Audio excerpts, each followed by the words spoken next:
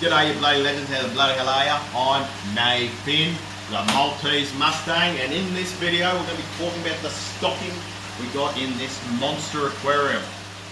Alrighty guys, this is our South American 10 foot by 2 foot by 2 foot aquarium. And now we're going to go through the stocking for the aquarium. But before we do that, we're going to talk about the aggression. Okay, as you can see, Nicki Minaj here with her big lips trying to kiss the glass, trying to kiss me.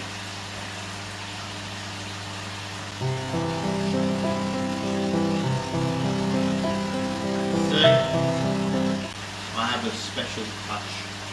Okay, I'm very good looking, the fish think. Now most of these fish in here are aggressive.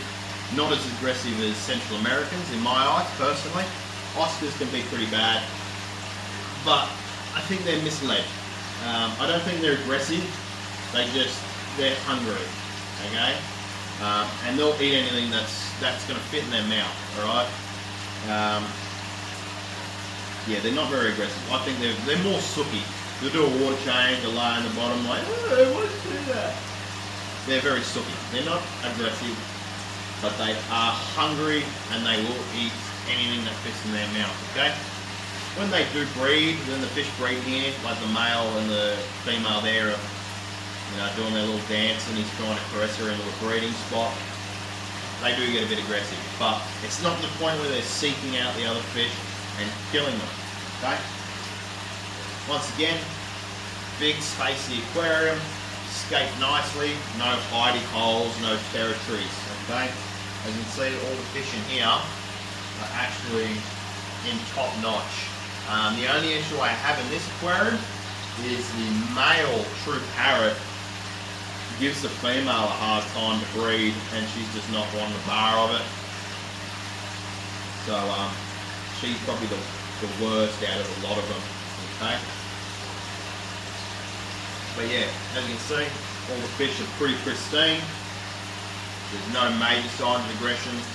No one's dying. No one's, in the corners whimpering.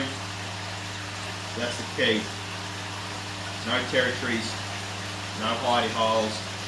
Overstock it as best as you can, or as much as you can, to spread out that aggression so there's less targets. Okay? And that is how I run a beautiful aquarium with no injuries. Alright, now we're going to get into the stocking list of the aquarium. Now this is a short-ish one compared to what you've been through. So, growing out for this aquarium we have a pair of chocolate cichlids. They are another softer South American fish. But they're big, bulky, grunty, soft cichlids. Absolutely beautiful. I love the chocolate cichlids. So we've got a pair of those growing out pretty much behind you guys now. I need to get 2 driftwood catfish, South American catfish. Really Gumby looking. Absolutely love them. I'd love to get a pair of Feste or a pair of Red Terror. Okay, beautiful, beautiful fish. Probably one of my favourite South American cichlids. We're going to be doing a few Baisha in here. I'm about doing a Baisha specifically tank and just have different species of Baishas now that we've got a few more coming into Australia, which is freaking awesome because we only used to have the Senegal Baishas and the Tiger Baishas. But we'd like to get a pair of gold dust Baishas or Bicheurs. I call them Bicheurs to the Australian somebody is more fancy. In here we have an L183, which is a sailfin pleco. I'd like to get a pair of ornate Baishas. Okay. Now we got a Oscar albino red, which is a chili red Oscar, which is growing out. It's in quarantine actually at the moment, and then it's going to grow out a little bit before it goes into here.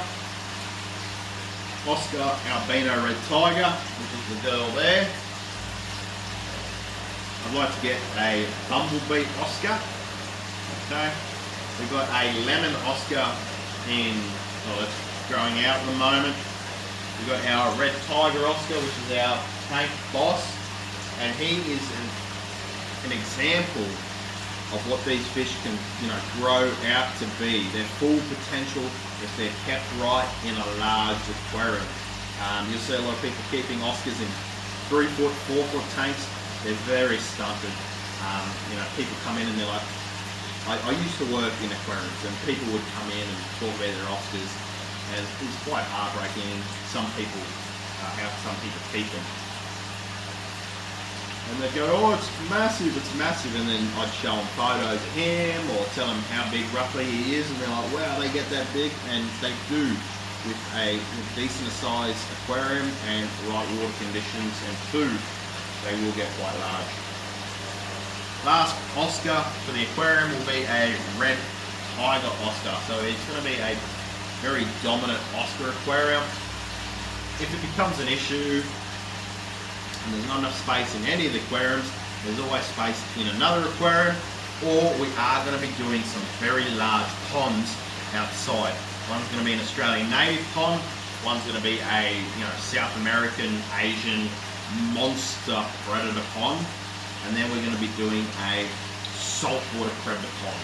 Okay, so there's always potential to be upgraded, there's always potential to be moved. I will always put the animals' health and well-being first.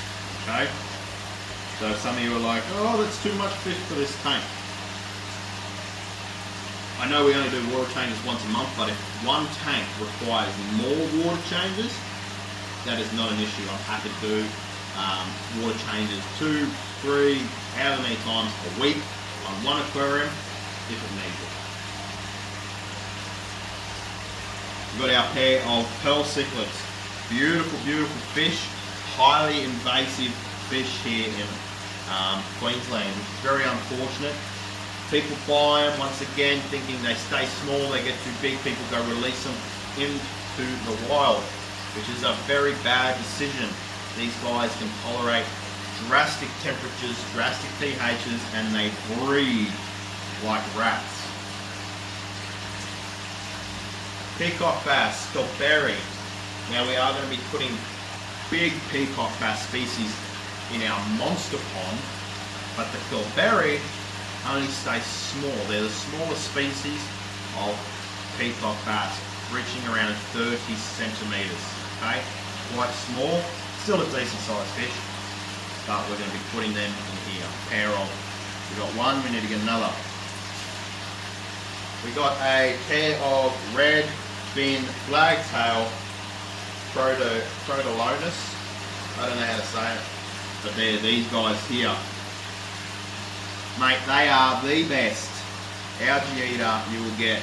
They've got the best kissing lips by the looks of them, and they clean algae better than any pleco ever. Number one, the goat of algae eating. Those guys right there.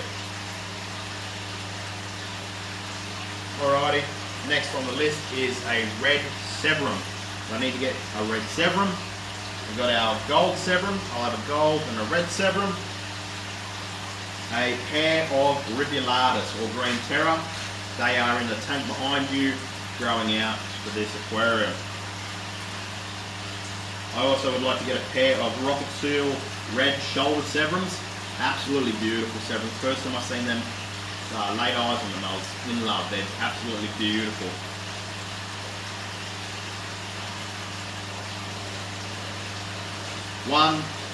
Two tiger biches. We do have one in here. We got a big one. She's not big, but she's getting there. Very chunky. She's unfortunately, we bought her blind. We got her very cheap. She's very dark. But we got one in there. I want to get another one. I absolutely love biches. A pair of true parrot cichlids. We've got a pair of those. There's the buck there, and the female is down the back there. And last is a pair of waru cichlids. They are once again in the tank behind you guys, growing out, coming to here. When this tank's fully stocked and it's not far off, we've just got fish growing out, this is going to be a beautiful masterpiece, and it's going to look absolutely awesome. We do have a striped talking catfish in here, which is going to go in our 5x3 by 2 foot Central American tank, and we've got 2 Senegal biches in here, which are going to go in our 8x3 by 2 foot South American like Geophagus Ultimagus viscus tank. But right now there's too many small fish in there, and I'm not risking the Sennies munching on those guys. True. Anyways, don't forget to like, share and subscribe, and we'll see you on the next video. That is it for the 10x2 by 2 foot South American aquarium. Next is going to be on the 8x3 by 2 South American aquarium. Take it easy, you bloody legends. I can't wait to show you the next one.